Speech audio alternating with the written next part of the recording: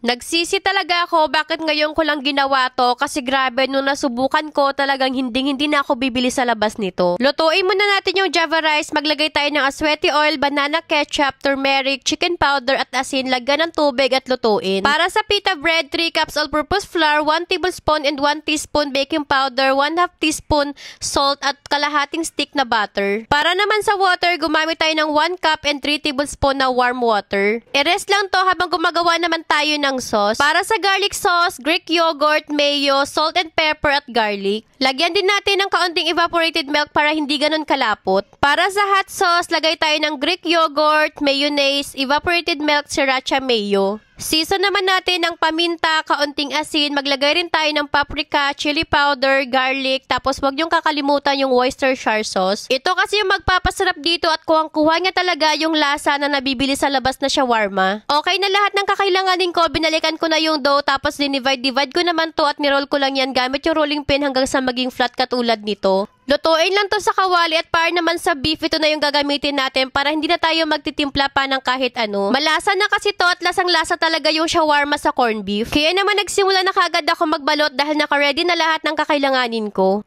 Huwag mong tipirin sa sauce kasi isa yan sa nagpapasarap dito. Grabe sa sobrang sarap nito habang binu-voice over ko talagang naglalaway ako dahil naalala ko pa yung lasa nito.